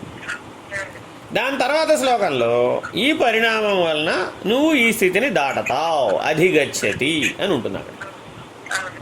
అర్థమైందా? ఈ అనుక్రమణికలో చెప్పాడు ఆయన. వేదవ్యాసుడి యొక్క గొప్పతనం ఏంటంటే చెప్పిన పద్ధతిని ఇలా చెప్పాడు. ఈ పరిశోధనా దృష్టితో ఎవరైతే చూస్తారో దీన్ని ఎక్కడెక్కడ వాడాలో తెలుస్తుంది. దరిదాపు మీకు భగవద్గీతలో ప్రతి యోగంలో కూడా ఇలాంటి అంశాలు 10 అన్నా వస్తాయి. ఆ 10 సాధనా స్థితులు అవి. ఆ సాధనా స్థితిని స్పష్టంగా పట్టుకోవాలి. ఆ సాధన చేయడానికి కావాల్సిన సిద్ధాంత విచారణ చేయాలి. ఆ సాధనా స్థితిని పట్టుకునేందుకు గుర్తించడానికి అంతరంలో మారాలి, సాధన చేసి ఆ గుర్తింపు వచ్చిన తర్వాత దానిని నిజ జీవితంలో ఉపయోగించి మారాలి. అది పరిణామం. ఆ పరిణామం వల్ల కొత్త తెలివి వస్తుంది. కొత్త తెలివి వస్తేనే నువ్వు అధిగమిస్తావు. అధిగమించిన తర్వాత మళ్ళీ కొత్త తెలివి వస్తుంది. కొత్త తెలివిని వాడుకోగలిగే సామర్థ్యం నీకు అధిగమించిన తర్వాతే వస్తుంది. అప్పటి వరకు కొత్త తెలివి తెలుస్తుంది, కానీ నువ్వు ఆ తెలివిలో నిలబడి వాడుకోలేవు. అర్థమైందా? మన నిజ జీవితంలో కూడా చూడండి, బాల్యం ఉంది, యవ్వనం ఉంది, కౌమారం ఉంది, వృద్ధాప్యం ఉంది. బాల్యంలో అందరూ ఏవో తెలిసి తెలియక ఏవో చేస్తారు. సెకండరీ డెవలప్మెంట్ వచ్చేటప్పటికి, యవ్వనం వచ్చేటప్పటికి ఈ బాల్యపు చేష్టలన్నీ పోయినాయి. ఒకవేళ ఎవరన్నా గుర్తు చేసినా కూడా అప్పుడు ఏదో అజ్ఞానంలో చేసేలే అంటాడు. అలా మళ్ళా ఉండమంటే ఉండలేడు. కానీ ఎదిగినటువంటి వృద్ధాప్యంలో ఉన్నట్టుగా ఉండగలడా యవ్వనంలో ఉన్నవాడు? ఉండలేడు. ఎందుకని ఉండలేడు? ఆ రకమే ఆ పరిణామం పూర్తి అవ్వలేదు కాబట్టి. సో అందుకని ఇప్పుడు ఏం చేయాలి? ఇప్పుడు జాగ్రత్తగా ఇలాంటి 3వ క్లాసు వాడిని గుర్తించి వాడికి తగినటువంటి సూచన వాక్యాలు ఉన్నటువంటి శ్లోకాలు చెప్పి, కర్మ షట్కంలో డైరెక్ట్గా జ్ఞాన షట్కంలోకి ఎంట్రీ ఇవ్వకూడదు. సో కర్మ షట్కంలో ఇప్పుడు సపోజ్ మీకు ఉదాహరణ ఒక శ్లోకం చెప్తాను. కర్మణ్యేవాధికారస్తే మా ఫలేషు కదాచన మా కర్మ ఫలహేతుర్భూ మాతే సంగోత్సే కర్మణి. ఇది అందరికీ తెలిసా తెలీదా? అర్థం చదివితే ఏముంటుంది? నాయన కర్మలు చేయటం నీకు అధికారం కలదు, కానీ కర్మ ఫలితముపై లేదు. అట్లని నువ్వు కర్మలను మానరాదు, నువ్వు కర్మ చేయాలి అని ఉంటుంది. సరిపోయింది. ఇంతేనా? అంటే ఇప్పుడు ఇలా సర్దుబాటు చేసుకుంటే ఇది సిద్ధాంత విచారణ, అంతేనా కదా? దీన్ని లోతుగా విచారించి అసలు కర్మాచరణ అంటే ఏమిటి, కర్మ సన్యాసం అంటే ఏమిటి, కర్మ ఫలిత త్యాగం అంటే ఏమిటి, ఈ మూడింటిని జాగ్రత్తగా విచారణ చేసి ఈయనేంటి కర్మణ్యేవ అధికారస్తే అంటాడు? అధికారం అంటున్నాడా లేదా? మరి నాకు అధికారం దేనికి ఇచ్చాడు? నాకే స్వయంగా అధికారం వచ్చిందా? ఎవరన్నా ఇచ్చారా నాకు అధికారం అనే విచారణ జరిగి ఈశ్వరానుగ్రహం వల్ల కదా. కర్మఫల ప్రదాత ఎవరు? ఈశ్వరుడు. కాబట్టి ఆ ఈశ్వరానుగ్రహం వల్ల నీకు అధికారం వచ్చింది. ఎప్పుడు నువ్వు నీలో ఉన్నటువంటి కర్త ఈశ్వరుడి వైపు తిరిగినప్పుడు, ఈశ్వరుడి వైపు తిరిగేటప్పటికి ఏమయ్యావు? సత్వగుణంలోకి వచ్చేసావు. నేను స్థానంలో ఈశ్వరుని పెట్టేసేటప్పటికి అప్పుడు నేను కర్త కాదుగా. నాహం కర్త హరే కర్త. ఈశ్వరార్పణ భావంతో కర్మ చేయడం ప్రారంభించాడు. అప్పుడు అధికారం ఏమైంది? నిష్కామ కర్మకు ఉపయోగపడింది. నేనే చేశాను అన్నాడు, అప్పుడు దేనికి ఉపయోగపడింది? కర్మ చేత బంధించబడ్డాడు, కర్మ చేత బాధించబడ్డాడు. అధికారం అదే, కానీ నేనే ఈశ్వరుడు అనే స్వరూప జ్ఞానం వైపు తిప్పి వాడితేనేమో అతనికి ముక్తి హేతు అయింది. అదే అధికారం నేనే కర్తనని వాడితే బంధహేతు అయింది. ఇప్పుడు అధికారం ఏమన్నా మారిందా? మారలేదుగా. నువ్వు భార్యగా చేసే పని ఏమన్నా మారిందా? ఏమీ మారలేదు. స్త్రీగా చేసే పని ఏమన్నా మారిందా? ఏమీ మారలేదు. తల్లిగా చేసే పని ఏమన్నా మారిందా? ఏమీ మారలేదు. ఆ పాత్రోచితమైనటువంటి అధికారం నీతోనే ఉంది, కానీ ఆ అధికారాన్ని నువ్వు దేనికి వాడావన్నది ముఖ్యం. జిల్లేళ్లమూడి అమ్మగారు కూడా తల్లిగా ఉందండి. మనలాగానే వివాహం చేసుకుంది, మనలాగానే పిల్లల్ని కంది, మనలాగానే అందరినీ పెంచింది. కానీ ఆవిడ విశ్వజనని ఎలా అయ్యారు మరి? అందరిలోనే అయిపోయింది. ఆ అధికారాన్ని ఎక్కడికి తీసుకెళ్ళి పెట్టిందంటే జగజ్జనని దగ్గర పెట్టేసింది. ఏమైపోయింది అప్పుడు? నాయనా, నేను మనుషులకు ఒక్కటినే తల్లిని కాదు, సకల చరాచర సృష్టికి తల్లిని పో అన్నది.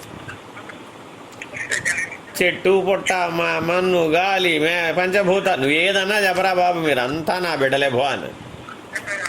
ప్రకృతి అంతా నాకు బిడ్డే పో అంది. ఇప్పుడు ఎక్కడికి ఈ అధికారాన్ని ఎక్కడికి వ్యాపకం చేసింది? ఇప్పుడు అయిపోయింది. అందుకని ఆవిడ విశ్వజనని అన్నాం. ఆవిడకి ఆ పేరు అలా వచ్చింది. మరి ఇప్పుడు అలా పెంచాలంటే నీకు ఆ స్వరూప జ్ఞానం ఉండాలా వద్దా? స్వరూప జ్ఞానం లేకుండా అలా ఉండగలవా?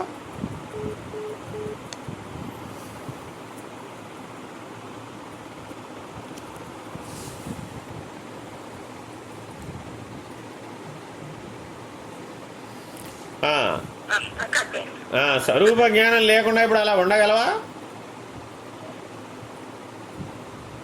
ఉండలేవు. విశ్వజననిగా ఉండాలండి. అప్పుడు స్వరూప జ్ఞానం లేకుండా ఉండగలవా? ఉండలేవు కదా.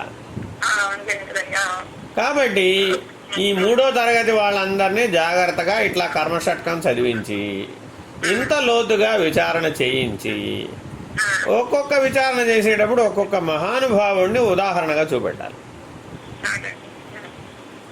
అప్పుడేమైంది? వాడు ఆ దృష్టితో నేర్చుకుంటాడు. అప్పుడు ఆ పద్ధతిగా దీన్ని అధ్యయనం చేస్తాడు. అప్పుడు ఎదుగుతాడు వాడు. లోతైన విచారణ వస్తుంది అన్నమాట. సిద్ధాంతము తెలియాలి, సాధన తెలియాలి, పరిణామము తెలియాలి, అధిగమించడం కూడా తెలియాలి. ఈ 4 మాటలు ఈ 3వ క్లాసు వాడికి చెప్తాం. బాబు, నీకు సిద్ధాంతం తెలియాలి, సాధన కూడా తెలియాలి, పరిణామం కూడా తెలియాలి. పరిణామం తర్వాత ఏం తెలియాలి? దేన్ని దాటావు, అనుభవం ద్వారా ఏం అధిగమించావు నువ్వు అనేది తెలియాలి.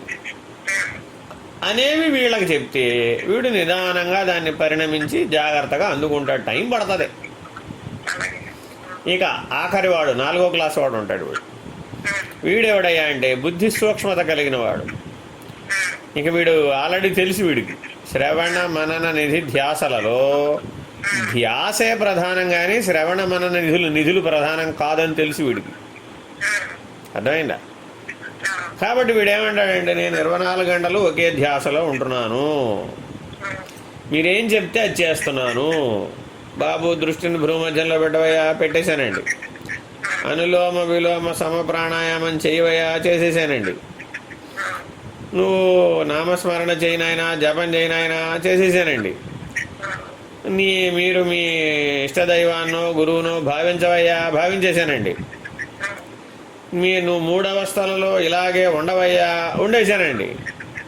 నువ్వు చెప్పడం ఆలస్యం, టకా చేసేస్తా ఉంటాడు.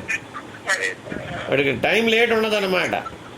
అంటే స్వభావం చేత, సంస్కారాల చేత, విషయాల చేత, గుణాల చేత బాధించబడవలసిన అవసరం లేదు వీడికి.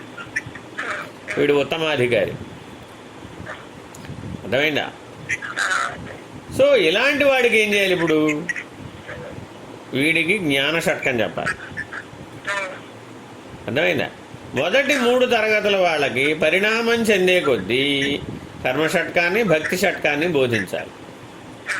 సో చివరున్న జ్ఞాన షట్కాన్ని ఈ మొదటి 3 తరగతుల వాళ్ళకి బోధించామనుకోండి, ఏమైపోతుంది? వాడికి అవి పాటించగలిగే శక్తి లేదుగా, ఆ వికాసం లేదుగా, వాడు పట్టుకోలేడుగా, సూచనని పట్టుకోలేడు, లక్షణాన్ని పట్టుకోలేడు. లక్షణాన్ని పట్టుకోగలిగే సామర్థ్యం వచ్చిన వాడికి నిర్ణయాన్ని అందించే జ్ఞాన షట్కం చెప్పాలి. జ్ఞాన షట్కం అనేది నిర్ణయం చేయడానికి పనికొస్తుంది. కర్మషట్కమేమో సాధనల గురించి చెబుతుంది. భక్తి షట్కమేమో నీ లక్ష్యం గురించి చెప్తుంది. అందుకని మీకు అక్షర పరబ్రహ్మయోగం భక్తి షట్కంలో ఉంటుంది, పురుషోత్తమ ప్రాప్తి యోగం భక్తి షట్కంలో ఉంటుంది. చివరికి వచ్చేది అదే. తర్వాత నుంచి జ్ఞాన షట్కం ప్రారంభమైపోతుంది. అర్థమైందా? సో లక్ష్యం గురించి నీకు స్పష్టంగా తెలియాలి అంటేనేమో భక్తి షట్కం, సాధనల గురించి తెలియాలి అంటేనేమో కర్మ షట్కం, నిర్ణయం గురించి తెలియాలి అంటే జ్ఞాన షట్కం. చూడండి మరి ఎంత స్పష్టంగా పెట్టాడు. అంటే నీ దగ్గరకు వచ్చినటువంటి అడిగేవాడు ఏమంటే నన్ను ఏం చేయమంటారండి అన్నాడు అనుకో, వాడికి పరిష్కారం కర్మ షట్కంలో వెతకాలి. ఏమండి అసలు నేను ఎందుకోసం జీవిస్తున్నానో నా లక్ష్యం ఏమిటో నాకు తెలియట్లేదండి అన్నాడు అనుకో, వాడిని ఏం చేయాలి? భక్తి షట్కంలో వాడిని వెతకమనాలి. మనం వాడికి అట్లా సహకరించాలి. ఈ 2 పనులు పూర్తయిపోయినాయి. ఏమంటే నాకు లక్ష్యం తెలిసిపోయింది, సాధన కూడా చేస్తున్నాను, సిద్ధాంత విచారణ కూడా చేశాను, కానీ నిర్ణయం రావడం లేదు. నిర్ణయం ఎందుకు రావట్లేదు? స్థిరపడలేదన్నమాట. వీడు చేశాడు కానీ స్థిరంగా లేడు. సో స్థిరపడిపోవడానికి ఏం చేయాలి? జ్ఞాన షట్కం ఇలా వాడామనుకోండి, అప్పుడు ఏమైపోయింది? అందరి సమస్యలు పరిష్కారం అయిపోతూ ఉంటాయి. భగవద్గీత ఒకటే, కానీ ఏ డోస్ ఎక్కడ వాడాలి, ఎంత వాడాలి, ఎవరికి వాడాలి, ఇలా ఆలోచించాలి.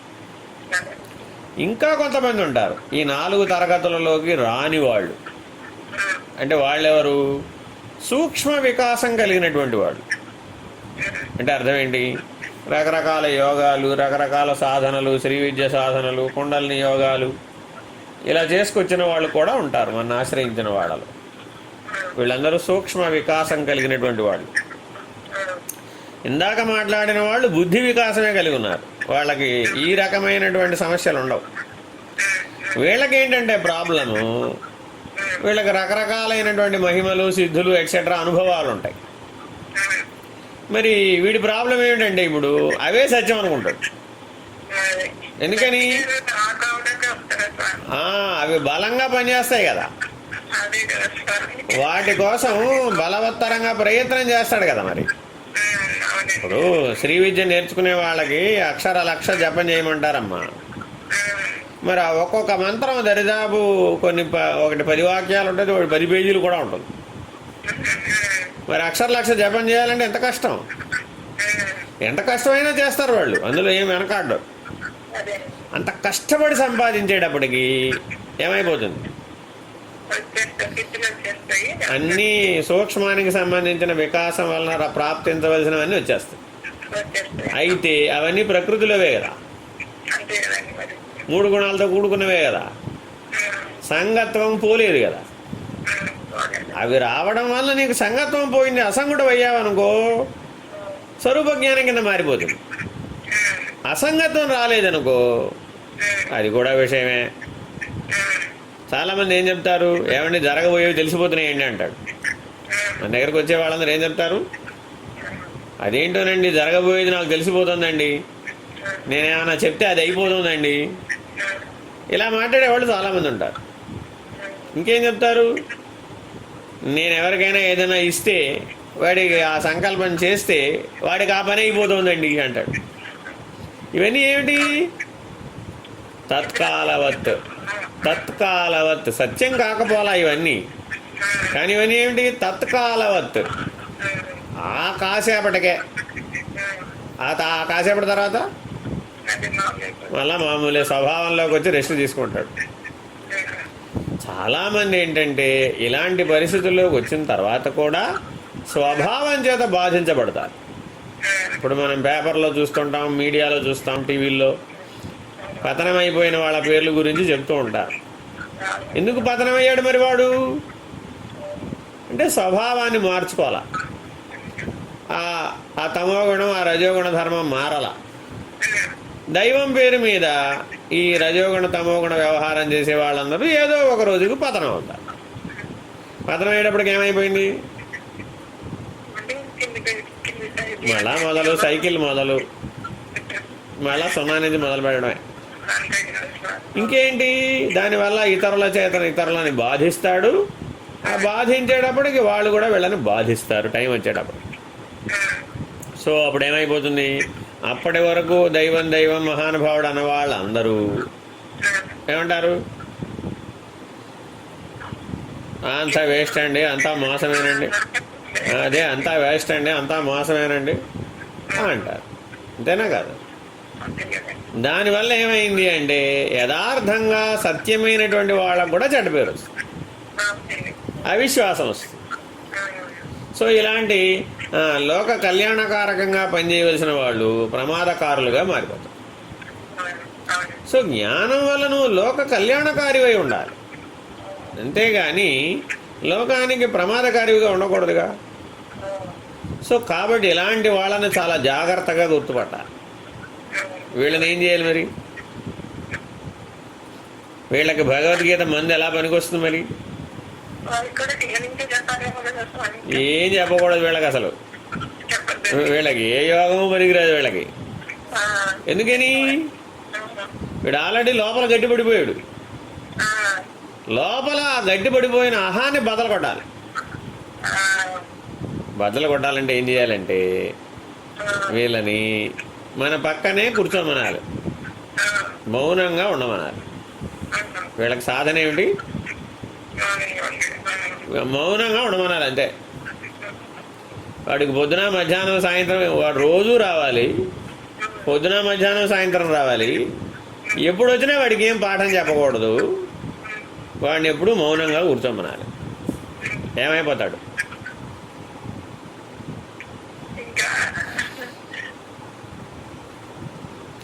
ఎప్పుడైతే వాడికి ఏం చెప్పలేదో ఏమైపోతాడు? వాడి బుద్ధికి ఏం పని లేదుగా, వాడి మనసుకి ఏం పని లేదుగా. ఇంకా అది దాని రీతిగా దాని ఇష్టం వచ్చినట్టు పోతూ ఉంటుంది. మౌనంగా అక్కడే ఉన్నట్టే ఉంటాడు, కానీ బుర్ర ఎక్కడో పనిచేస్తుంది. మనం వాడటా చూస్తూ ఉంటాం అన్నమాట. ఉపేక్షించాలి, ఉదాసీనత వహించాలి వీళ్ళతో. ఉదాసీనత వహించేసేటప్పటికి వాడి లోపల ఉన్న అహం పెరిగిపోతూ ఉంటుంది. అసలు నన్ను గుర్తించడేంటి, నా మహిమల్ని గుర్తుపడటేంటి, నేను అంత గొప్పవాడిని ఎంత గొప్పవాడిని, అసలు నన్ను కేర్ చేయటేంటి నా అంటాడు అని లోపల అది పనిచేస్తూ ఉంటుంది అన్నమాట. ఈయనేం చేస్తూ ఉంటాడు? ఈయన పనిలో ఈయన ఉంటాడు అంతే. ఆయన అసలేం పట్టించుకోడు. అట్లా కొంతకాలం ఉండేటప్పటికీ ప్రాధేయపడే స్థితికి వచ్చేస్తాడు. అర్థమైందా? ప్రాధేయపడే స్థితికి వచ్చేసేటప్పటికి ఏమైపోయింది? అహం క్షీణించిపోవాలా. కొంతమంది ఏం చేస్తారు?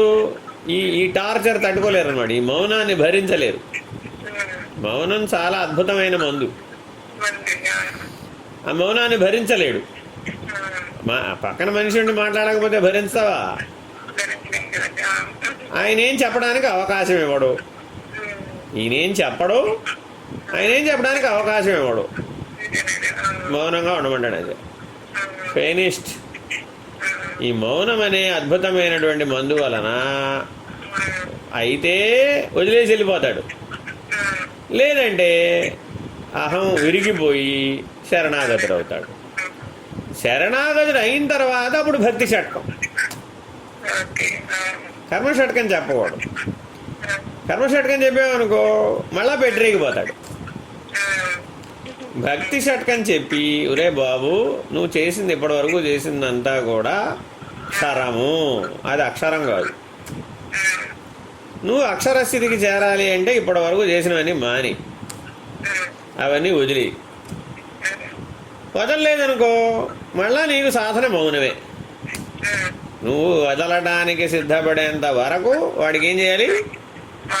ఫినిష్డ్. ఎప్పుడు వచ్చినా నీకు సాధన మౌనమే. నువ్వు ఎప్పుడైతే ఈ గొడవ గట్రా అంతా వదిలిపెడతావో అప్పుడు నీకు బుద్ధి వికసిస్తుంది. వినటానికి, శ్రవణానికి అధికారి. అప్పుడు నేను చెప్పినట్టు చేస్తాననే స్థాయికి వస్తావు. నువ్వు చెప్పినట్టు చేస్తేనే కదా వాడు బాగుపడేది మరి. కాబట్టి చాలామంది ఇప్పుడు ఏం చేస్తున్నారంటే వైద్యులు వెళ్ళగానే ల్యాబ్ రిపోర్ట్ చూడటం, మందులు రాసేయటం, అట్లా లాభంలా ఇట్లాంటి వాడికి. ఆయుర్వేదంలో ఎట్లా ఉంటుందండి? మందు ఇవ్వరు, పథ్యం చెప్తారు. హోమియోలో కూడా అంతే. పూర్వకాలం వైద్యులు ఏం చేసేవాళ్ళంటే పథ్యం చెప్పేవాడు. చెప్పి ఇట్లా ఒక 15 రోజులు ఉండి రండి మీరు అనేవాడు. ఆయన ఏదో రకరకాల వ్యాధి లక్షణాలు చెప్తే దాని గురించి ఏం పట్టించుకునేవాళ్ళు కాదు.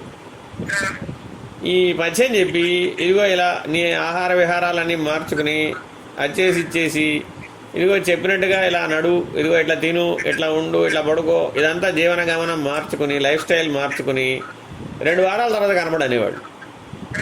ఇప్పుడు వైద్యం చేశాడా చేయలేదా? కానీ ఇంటికి వెళ్ళగానే అడిగితే డాక్టర్ మంది ఇచ్చాడంటే ఏమి ఇవ్వలేదంట. ఏం చెప్పాడయ్యా మరంటే ఇదిగో అజయ్ ఇజ్జే అజయ్ ఇజ్జే ఇలా చేయి అలా చేయి అన్నాడంట. పాటించాడు, ఎందుకంటే గురి లేదుగా. అర్థమైందా? మరి సమస్య పరిష్కారం అవుతుందా? అవదు. పైగా ఏమంటాడు, ఆడేం డాక్టర్ అండి బాబు, మంది ఇస్తే తగ్గుద్ది, కానీ నేను ఆ సమస్య ఉందంటే మంది ఇవ్వకుండా అది మార్చుకో ఇది మార్చుకో అని చెప్పి పంపించేది నాకు అర్థం కాదు అని డాక్టర్ని విమర్శిస్తాడు. చూడండి మన సమాజంలో ఇట్లా కనబడుతున్నారా లేదా? సో వీళ్ళకి డైరెక్ట్గా వీళ్ళకి ఏ పాఠం చెప్పకూడదు. వీళ్ళు శ్రవణాధికారం లేదనమాట వీళ్ళకి. అర్థమైందా? ఇదొక క్లాసు. అర్థమైందా? ఈ 5 తరగతులు కాకుండా ఇంకొకడు ఉంటాడు, 6వ తరగతి వాడు.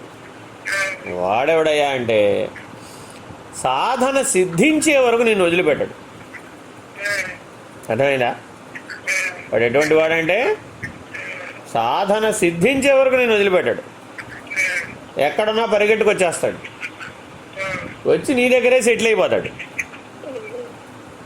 వాడు నీకు పరీక్ష. అర్థమైందా? వాడు ఎవరికి పరీక్ష అంటే గురువుకు పరీక్ష. నేను వదిలిపెట్టాడుగా వాడు, నేను ఏ అటో ఇటో తేలే వరకు నేను వెళ్ళండి బాబు అంటాడు. ఇటువంటి వాడిని ఇప్పుడు దగ్గర కూర్చోబెట్టుకుని సాంగంగా 18 అధ్యాయాలు బోధించాలి. ఎందుకని? వాడు అటో ఇటో తెలుసుకునేదాకా వెళ్ళాడు. ఉత్తమాధికారిలో ఉత్తమాధికారి వీడు.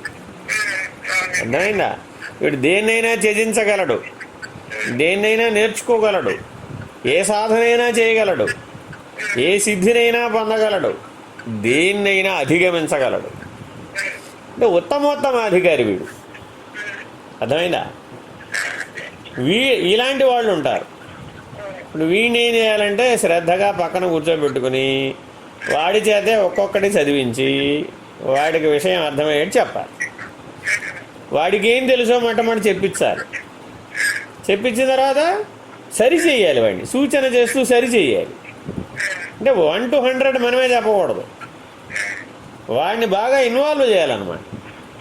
ఇన్వాల్వ్ చేసి సాధనలు అన్ని సాధనలు చేయించాలి, అన్ని విచారణలు చేయించాలి.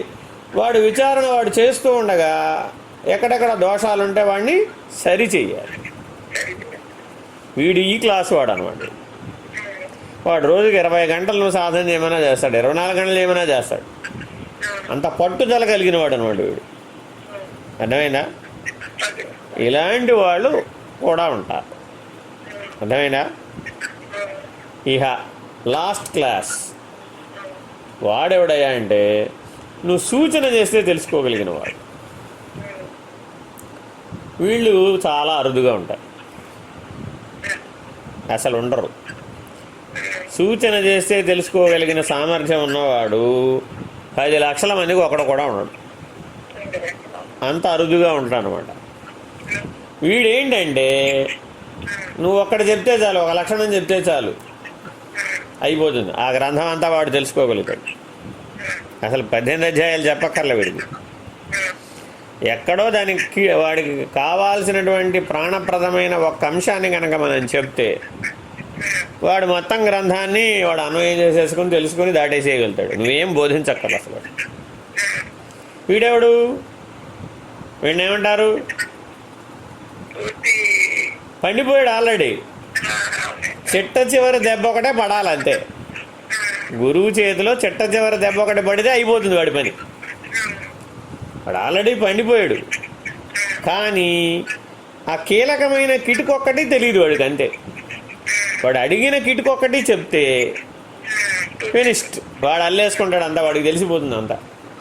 కారణం ఏమంటే అనేక జన్మార్జిత పుణ్యవశంలో వాడి సాధన సిద్ధి దశకి చేరిపోయింది. అర్థమైందా? వీళ్ళని ఏమంటారంటే సిద్ధజ్ఞానులు అంటారు. వీళ్ళు ఏమంటారు అంటే ఏంటి, వాడికి ఇప్పుడు మనం మళ్ళీ మొదటి నుంచి అక్షరాభ్యాసం నుంచి ఎవరైనా నువ్వు ముక్కు పట్టుకో, అనులోమ విలోమ ప్రాణాయామం ఇట్లా తీసుకోవాలి, ఇట్ట గాలి ఇట్లా వదిలిపెట్టాలి దగ్గర కథ మొదలెట్టక్కర్లా. అందరికీ చెప్పిన పాఠం వీడికి చెప్పకూడదు. చెప్తే వాడు అసలు అక్కడ ఉన్నాడు, వెళ్ళిపోతాడు. ఎందుకని? అవసరం లేదు కదా వాడికి. సో వాడు ఏం చేస్తాడు, ఓ పక్కన ఓ మూల నిలబడతాడు, అందరిలాగా కలబడాడు. ఓ పక్కన మూలకుండి అందరు వెళ్ళిపోయిన తర్వాత, అన్ని పనులు అయిపోయిన తర్వాత ఒంటరిగా ఉన్నప్పుడు చూసి అప్పుడు వస్తాడు. వచ్చి ఏం చేస్తాడు, ఏమండి నాకు ఈ ఒక్క సందేహాన్ని తీర్చండి అని అడుగుతాడు. ఆ సందేహం వాడు అడిగేటప్పుడే నీకు అర్థమైపోతుంది వాడు ఎంత ప్రాణప్రదమైన అంశాన్ని అడుగుతున్నాడు. ఫినిష్డ్. అది చెప్పగానే మంచిదండి, ధన్యవాదాలు, నా సందేహం తీరింది, ఇంకా నాకేం సందేహాలు లేవు, నిస్సందేహంగా ఉన్నాను, నాకు మరలా సందేహం వచ్చినప్పుడు వస్తానంటాడు, వెళ్ళిపోతాడు. అంతే, మళ్ళా కనపడ్డాక. కానీ నిన్ను మానసికంగా వెంబడిస్తాడు. వీళ్ళు ఎటువంటి వాళ్ళంటే మానసికంగా వెంబడిస్తాడు. మిగిలిన వాళ్ళందరూ ఎవరు? ఫిజికల్గా వెంబడించేవాడు, భౌతికంగా వెంబడిస్తారు. వీడెవడంటే మానసికంగా వెంబడిస్తాడు. వాడెక్కడో ఊళ్ళో ఉంటాడు, అక్కడి నుంచి ప్రశ్నలు వేస్తూ ఉంటాడు. నేను ఇప్పుడు వాడు నీకు పరీక్ష అనమాట, ఇందాక చెప్పాగా, ఇలాంటి వాడు నీకు పరీక్ష అనమాట.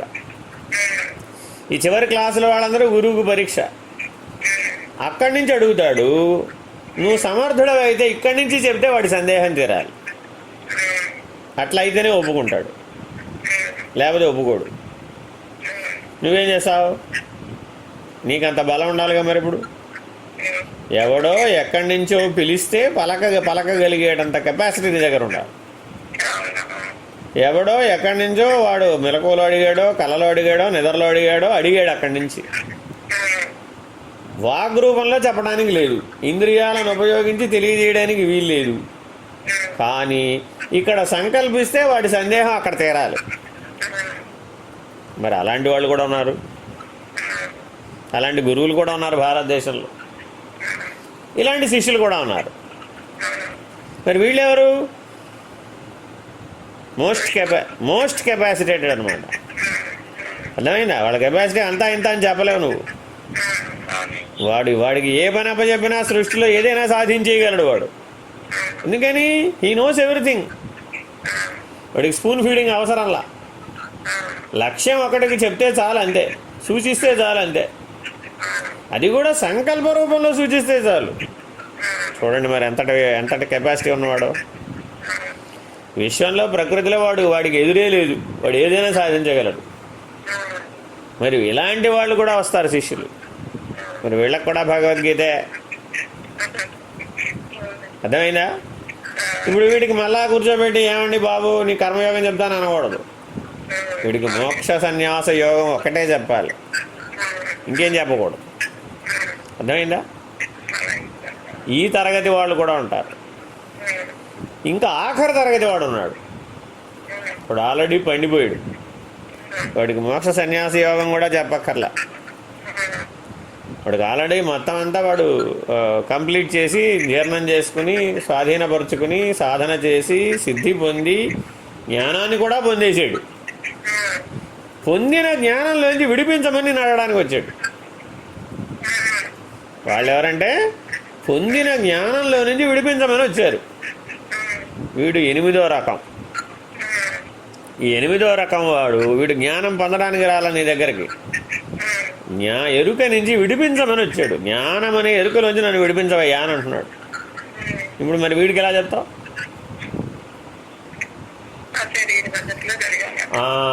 వీడిని మళ్ళా కూర్చోబెట్టి ఏమయ్యా నీకు అనన్యాస్యంత ఎంతో మామ యోజన పరిభాషతే, నువ్వు పూలు తెచ్చుకో, పత్రి తెచ్చుకో, తీర్థం తెచ్చుకో, ప్రసాదం తెచ్చుకో, సరిగ్గా పూజ చెయ్యి అన్నావు అనుకో, ఏమంటాడు?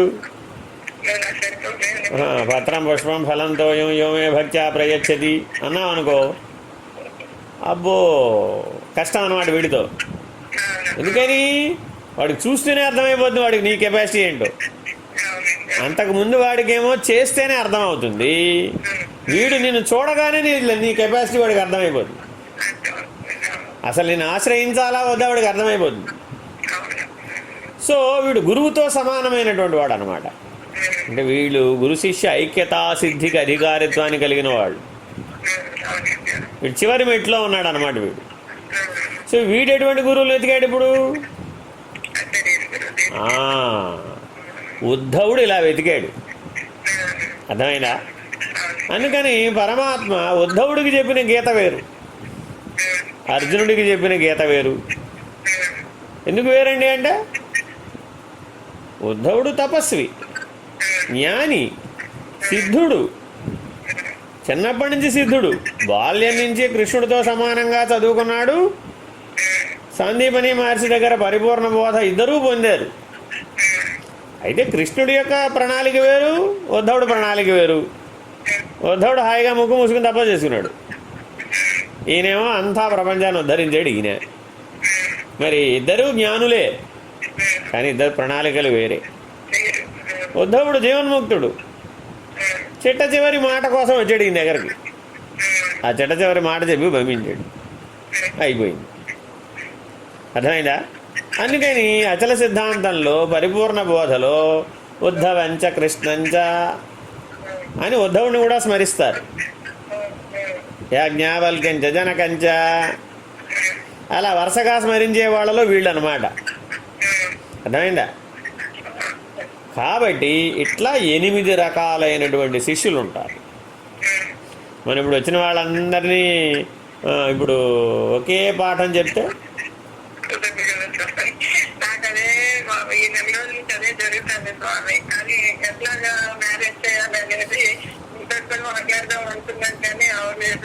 పర్వాలేదులే. ఇప్పుడు ఏం చేయాలంటే నీకు ఇట్లా సూక్ష్మంగా గుర్తుపట్టగలిగే తెలివి రావాలి. ఇంకొకటి ఏంటి, ఎప్పుడు ఇట్లా మనం ఇండివిజువల్గా చెప్పగలుగుతామా? అందుకని ఏం చేశారంటే పూర్వం పెద్దలు ఒక పద్ధతిని పాటించారనమాట. ఎట్లా అంటే ఒక సెషను కామన్ బోధ అనమాట. కానీ అది ఎట్లా చెప్తాడంటే 8 మందికి సరిపడేట్టు చెప్తాడు. ఇప్పుడు మీరు ఉదయం ఆత్మబోధ వింటున్నారు, మీకు ద్వైతానికి సరిపోతుంది, అద్వైతానికి సరిపోతుంది, అచలానికి సరిపోతుంది. అర్థమైందా? వ్యవహారానికి సరిపోతుంది. మీరు ఎటువైపు అన్వయం చూసుకుంటే ఆ మాటలు అందులో ఉంటాయి. మీరు విచారణకి సరిపోతుంది, సాధనకి సరిపోతుంది, లక్ష్యానికి సరిపోతుంది, అధిగమించడానికి సరిపోతుంది. ఇలా అనుభవజ్ఞుడైనటువంటి గురువు చెప్పేటప్పుడు ఇట్లా అందరినీ దృష్టిలో పెట్టుకు చెప్తాడు. కాబట్టి బోధ వినేటప్పుడు నువ్వు జాగ్రత్తగా గమనించాలన్నమాట. ఈయన అనుభవం ఉందా లేదా ఎట తెలుస్తుంది అంటే ఇట్లా అక్కడ ఉన్నటువంటి అన్ని కేటగిరీల వాళ్ళకి సరిపోతుంది ఆయన మాట్లాడేది. ఒక అంశానికి ఒకళ్ళకి మాత్రమే సరిపడేది చెప్పడం. అర్థమైందా?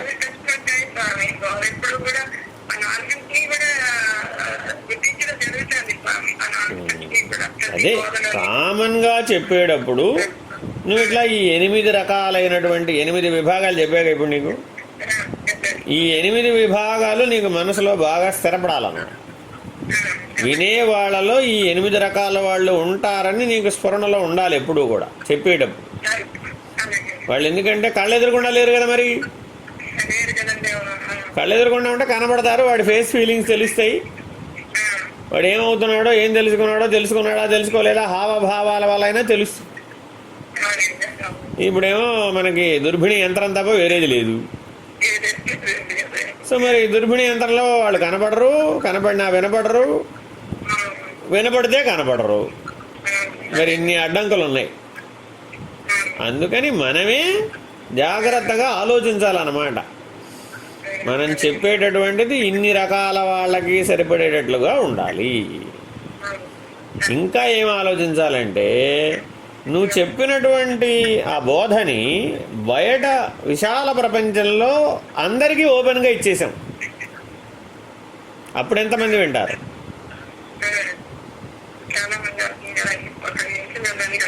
మరి అందరికీ సరిపడేట్టు చెప్పాలి నువ్వు.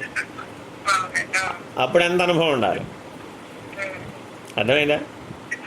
చూడు, ఇప్పుడు ఇట్లా ఆలోచించడం వల్ల నీ పరిణతి పెరగలా, నీకు తెలివి మారలా, నీకు అనుభవం పెరగలా.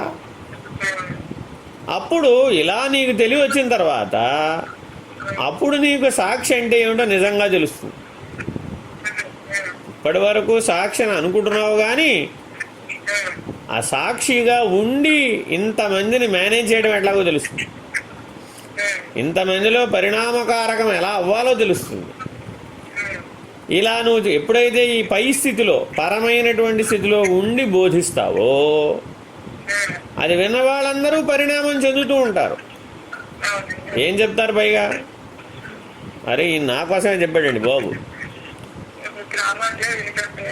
నేను అడగకుండానే నా సందేహాలన్నీ తెలుసుకున్నాడండి బాబు ఈయన, నేను అడగకుండానే నాకు సందేహాలకన్నిటికీ సమాధాన పరిచేసాడండి బాబు, ఈవిడిని అడగక్కర్లేదండి, ఈయన అడగక్కర్లే. మనం అక్కడికి వెళ్తే చాలు, ఆయన కనబడితే చాలు, ఆయనకి వినపడితే చాలు, మన స్థితి ఆయనకి తెలిసిపోతుంది. మనమేం వివరించక్కర్లా, ఆయన ఆటోమేటిక్గా తెలుసుకుని మనకేం కావాలో అది చెప్తాడు. మనం అది పాటిస్తే మనం బయటపడిపోతాం. ఇలా వాడు ఇప్పుడు మానసికంగా ఆశ్రయించి, అశరీర పద్ధతిగా ఆశ్రయించే తెలివి పెరగల వాడికి.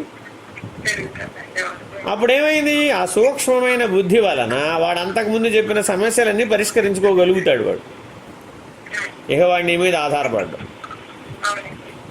ఆ తెలివితో వాడు సత్వగుణాన్ని అధిగమించేస్తాడు. ఆ తెలివితో వాడు గుణాతీతంలోకి మారిపోతాడు. అప్పుడు వస్తాడు మళ్ళా. అప్పుడు మళ్ళా సమిష్టి అనుభవం కోసం, సమిష్టి అనుభవంలో ఉన్నవాడేమో ఎరుకని విడిపించమని, ఎరుకని విడిచిన వాడేమో జన్మరాహిత్యం కోసం, ఇట్లా ఒక్కొక్క స్థాయి భేదంలో ఆశ్రయించినటువంటి శిష్యులు మరల వస్తూ ఉంటారు. ఆశ్రయించినటువంటి శిష్యుని యొక్క పరిణామ స్థితిని బట్టి బోధిస్తావు. ఎప్పుడూ 16 గంటలు బోధించాలండి, అవసరం లేదుగా. ఒకటికి ఒక మాట సూచనే చాలు, ఒకటికి ఒక సంకల్పమే చాలు, ఒకటికి సాంగంగా చెప్పాల్సిందే, ఒకటికి బాగా నలగొట్టాలన్నమాట. మొద్దు శిష్యులు ఉంటారు, వాడికి మామూలుగా చెప్తే అర్థం కాదు, అందుకని బాగా బట్టి పట్టించాలన్నమాట. పూర్వం ఏం చేసేవాళ్ళు, ఇంపోజిషన్ రాయించేవాళ్ళు, బట్టి పట్టిస్తారు, ఇంపోజిషన్ రాయిస్తారు, వల్లె వేయిస్తారు. సో ఇట్లా బండ శిష్యులు, మొద్దు శిష్యులు ఉంటారు అన్నమాట, సోల శిష్యులు. సో కాబట్టి నిన్ను ఆశ్రయించినటువంటి వాళ్ళని ఇంత లోతుగా పరిశీలించాలి. ఇట్లా ఎప్పుడైతే చేస్తావో అన్నిటికీ ఇది కామన్ ప్రిన్సిపుల్. నువ్వు భగవద్గీతే బోధించు, వివేక చూడమనే బోధించు, అష్టావక్ర గీతే బోధించు, వాడి పరిణామ స్థితిని బట్టే కదా మార్చేది. ఆ గ్రంథంలో చెప్పబడినటువంటి లక్ష్యం ప్రధానం. ఆ లక్ష్యాన్ని ఆధారం చేసుకుని ఆ పరిణామ స్థితిని బట్టి వాడికి చెప్తావు. చాలామంది ఏమంటారు, ఇన్ జనరల్గా మాట్లాడతారు అన్నమాట. ఆ ప్రపంచంలో ఉన్న అందరికీ భగవద్గీతలో పరిష్కారం ఉందండి అంటారు. అర్థమైందా? కానీ బాగా స్వరూప జ్ఞానంలో పండినటువంటి వాడికి భగవద్గీత చావు. అర్థమైందా? ఈ మాట మనం బయటికి వెళ్ళి ఎక్కడన్నా అన్నాం అనుకోండి, అందరూ మన వెనకాల పడతారు కర్రట్టుకుని, మీకు భగవద్గీత చాలేదా అని. కాబట్టి అట్లాంటి కామెంట్స్ పాస్ చేయకూడదు అన్నమాట. అంటే లోక విరుద్ధమైనటువంటివి, శాస్త్ర విరుద్ధమైనటువంటి వాటిని మనం ఎప్పుడూ కూడా బోధలో రాకుండా చూసుకోవాలి, అపశబ్దాలు రాకుండా చూసుకోవాలి. లోక విరుద్ధము, శాస్త్ర విరుద్ధము అయినటువంటి పద్ధతిగా బోధించకూడదు. సత్యాన్ని ఎప్పుడూ కూడా లోకహితంగా బోధించాలి, శాస్త్ర విహితంగా బోధించాలి, అనుభవంతో కూడి బోధించాలి. కాబట్టి బోధించేటప్పుడు ఇన్ని ప్రమాణాలను పాటించాలన్నమాట. ఇన్ని ప్రమాణాలు పాటించే నీకు అప్పుడు ఎంత కెపాసిటీ ఉంటుంది? వాక్ సంయమనం ఉంటుంది, మనో సంయమనం ఉంటుంది, చైతన్య స్వాధీనత ఉంటుంది. మరి ఇన్ని దైవీ లక్షణాలు ఉంటల్లా అప్పుడు మరి నీ దగ్గర. అప్పుడు నువ్వు నిరంతరాయంగా తపస్సు చేసినట్టే కదా. కాబట్టి నీ తపోశక్తిని ధారపోస్తున్నావు శిష్యులకు. ఇప్పుడు నువ్వు బోధించడం లేదు, ఆ బోధించడం అనే పని మీద దర్శన స్పర్శన సంభాషణముల ద్వారా తన తపశ్శక్తిని ఆ వినేటటువంటి వాళ్ళకి ధారపోస్తున్నాడు.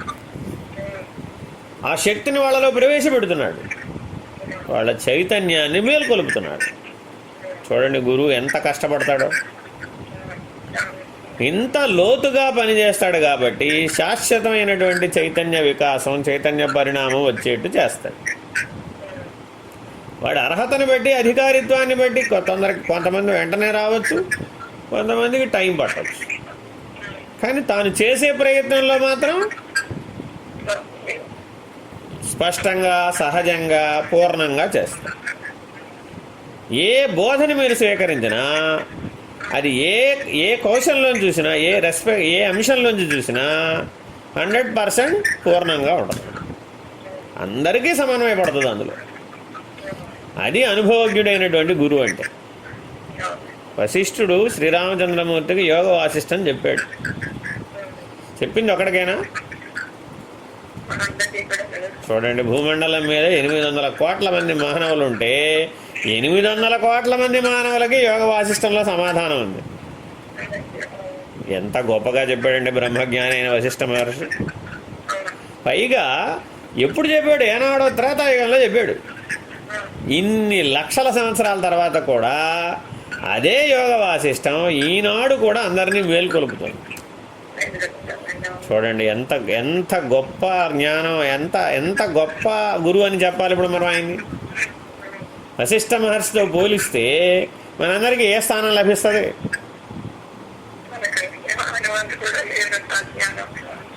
మనం కూడా బ్రహ్మజ్ఞానులని మనకు కూడా పట్టా ఇచ్చేశారు, బ్రహ్మనిష్ఠులు అని చెప్పేశారు. కానీ వశిష్ఠ మహర్షి లైన్లో కనుక ఆయన మొదటి స్థానంలో కూర్చుంటే బ్రహ్మజ్ఞానంలో మనం ఏ స్థానంలో కూర్చోవాలి ఇప్పుడు? ఎప్పుడు అట్లా అనుకో. నేను నా గురించి ఎట్లాగే అనుకుంటానమ్మా. ఎట్లా అంటే ఎందుకు చెప్తున్నాను? 10 లక్షల సంవత్సరాలు, 20 లక్షల సంవత్సరాలు అయినా కూడా ఆ యోగ వాసిష్టానికి ఏం చెరుపు లేదు. అవునా కదా? బ్రహ్మసూత్రాలు, భగవద్గీత, ఉపనిషత్తులు ఇవన్నీ ఎప్పుడు చెప్పారు? ఏనాడో చెప్పారు. కానీ అవన్నీ ఏనాటికి సప్రమాణికంగా ఎందుకున్నాయి అంటే వాళ్ళు సమస్త మానవాళిని ఉద్దేశించి చెప్పారు కాబట్టి. అర్థమైందా ఇప్పుడు? అర్థమైందా? సరే, ఉందామా మరి? హరి ఓం.